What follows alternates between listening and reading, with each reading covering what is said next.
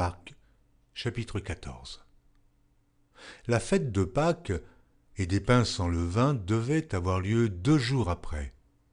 Les principaux sacrificateurs et les scribes cherchaient les moyens d'arrêter Jésus par ruse et de le faire mourir.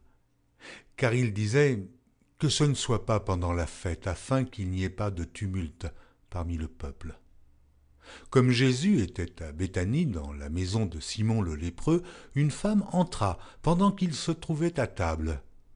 Elle tenait un vase d'albâtre qui renfermait un parfum de nard pur de grand prix, et, ayant rompu le vase, elle répandit le parfum sur la tête de Jésus. Quelques-uns exprimèrent entre eux leur indignation. À quoi bon perdre ce parfum? On aurait pu le vendre plus de 300 deniers et de les donner aux pauvres. Et ils s'irritaient contre cette femme. Mais Jésus dit, « Laissez-la. Pourquoi lui faites-vous de la peine? Elle a fait une bonne action à mon égard. Car vous avez toujours les pauvres avec vous, et vous pouvez leur faire du bien quand vous voulez, mais vous ne m'avez pas toujours. Elle a fait ce qu'elle a pu. Elle a d'avance embaumé mon corps pour la sépulture. Je vous le dis en vérité, partout où la bonne nouvelle sera prêchée dans le monde entier, on racontera aussi en mémoire de cette femme ce qu'elle a fait. » Judas Iscario, l'un des 12, alla vers les principaux sacrificateurs afin de leur livrer Jésus. Après l'avoir entendu, ils furent dans la joie et promirent de lui donner de l'argent, et Judas cherchait une occasion favorable pour le livrer. Le premier jour des pains sans levain, où l'on immolait la Pâque, les disciples de Jésus lui dirent « Où veux-tu que nous allions te préparer la Pâque ?» Et il envoya 2 de ses disciples et leur dit « Allez à la ville, vous rencontrerez un homme portant une cruche d'eau, suivez-le. Quelque part qu'il entre, dites au maître de la maison, le maître dit « Où est le lieu où je mangerai la Pâque avec mes disciples ?» Et il vous montrera une grande chambre haute, meublée et toute prête. C'est là que vous nous préparerez la Pâque. Les disciples partirent, arrivèrent à la ville et trouvèrent les choses comme il le leur avait dit. Ils préparèrent la Pâque.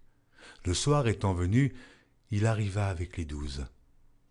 Pendant qu'ils étaient à table et qu'ils mangeaient, Jésus dit « Je vous le dis en vérité, l'un de vous qui mange avec moi me livrera. » Ils commencèrent à s'attrister et à lui dire l'un après l'autre « Est-ce moi ?» Il leur répondit « C'est l'un des 12 qui met avec moi la main dans le plat. Le Fils de l'homme s'en va selon ce qui est écrit de lui, mais malheur à l'homme par qui le Fils de l'homme est livré. Mieux vaudrait pour cet homme qu'il ne fût pas né. » Pendant qu'ils mangeaient, Jésus prit du pain et, après avoir rendu grâce, il le rompit et le leur donna en disant « Prenez, ceci est mon corps. » Il prit ensuite une coupe, et après avoir rendu grâce, il la leur donna, et ils burent tous. Et il leur dit, « Ceci est mon sang, le sang de l'alliance, qui est répandu pour plusieurs. Je vous le dis en vérité, je ne boirai plus jamais du fruit de la vigne jusqu'au jour où je le boirai nouveau dans le royaume de Dieu. » Après avoir chanté les cantiques, ils se rendirent à la montagne des Oliviers.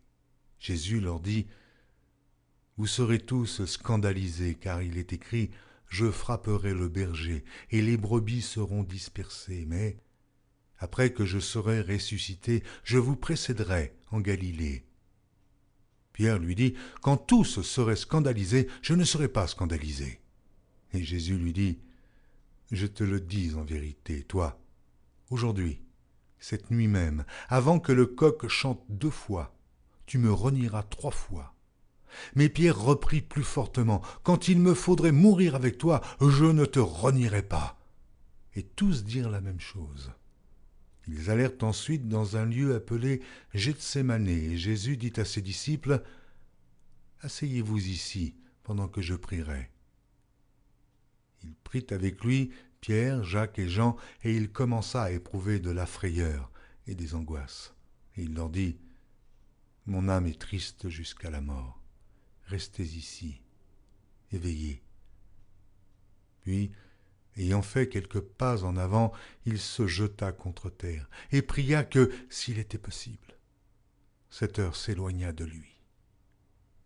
Il disait « Abba, Père, toutes choses te sont possibles. Éloigne de moi cette coupe.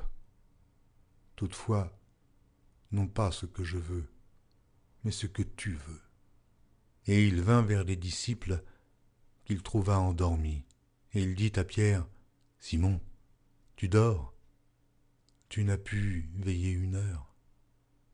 Veillez et priez afin que vous ne tombiez pas en tentation. L'esprit est bien disposé, mais la chair est faible. » Il s'éloigna de nouveau et fit la même prière.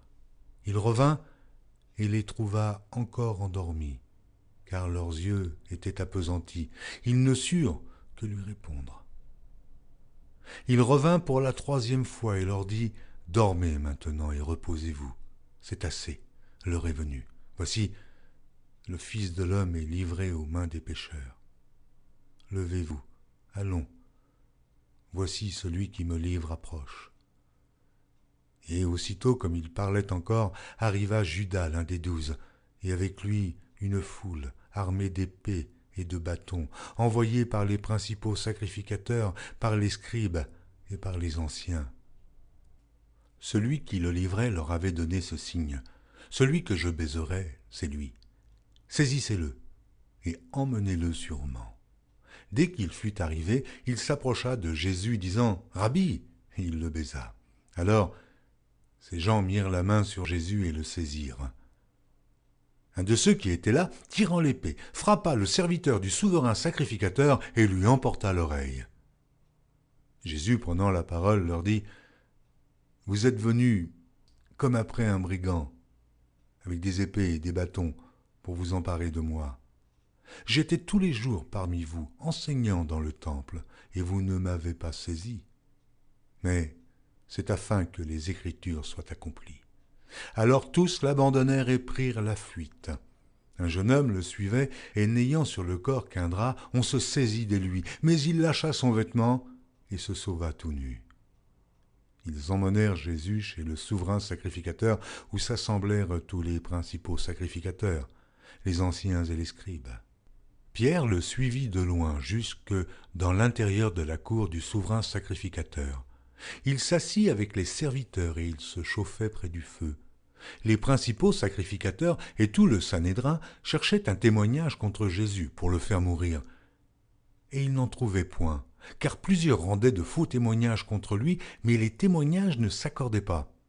Quelques-uns se levèrent et portèrent un faux témoignage contre lui, disant « Nous l'avons entendu dire, je détruirai ce temple fait de main d'homme, et en 3 jours, j'en bâtirai un autre qui ne sera pas fait de main d'homme. » Mais même sur ce point-là, leur témoignage ne s'accordait pas. Alors, le souverain sacrificateur, se levant au milieu de l'assemblée, interrogea Jésus et dit « Ne réponds-tu rien? Qu'est-ce que ces gens déposent contre toi ?» Jésus garda le silence et ne répondit rien. Le souverain sacrificateur l'interrogea de nouveau et lui dit « Es-tu le Christ, le Fils du Dieu béni ?» Jésus répondit « Je le suis, et vous verrez le Fils de l'homme assis à la droite de la puissance de Dieu et venant sur les nuées du ciel. » Alors le souverain sacrificateur déchira ses vêtements et dit « Qu'avons-nous encore besoin de témoins? Vous avez entendu le blasphème, que vous en semble ?» Et tous le condamnèrent comme méritant la mort. Et quelques-uns se mirent à cracher sur lui, à lui voiler le visage et à le frapper à coups de poing en lui disant « Devine !» Et les serviteurs le reçurent en lui donnant des soufflets. Pendant que Pierre était en bas dans la cour, il vint une des servantes du souverain sacrificateur. Voyant Pierre qui se chauffait, elle le regarda et lui dit « Toi aussi, tu étais avec Jésus de Nazareth. » Il le nia, disant « Je ne sais pas, je ne comprends pas ce que tu veux dire. » Puis il sortit pour aller dans le vestibule. Et le coq chanta. La servante, l'ayant vu, se mit de nouveau à dire à ceux qui étaient présents « Celui-ci est de ces gens-là. » Et il le nia de nouveau. Peu après, ceux qui étaient présents dirent encore à Pierre « Certainement, tu es de ces gens-là, car tu es galiléen. » Alors il commença à faire des imprécations et à jurer « Je ne connais pas cet homme dont vous parlez ». Aussitôt, pour la seconde fois, le coq chanta. Et Pierre se souvint de la parole que Jésus lui avait dite. « Avant que le coq chante 2 fois, tu me renieras 3 fois. » Et en y réfléchissant, il pleurait.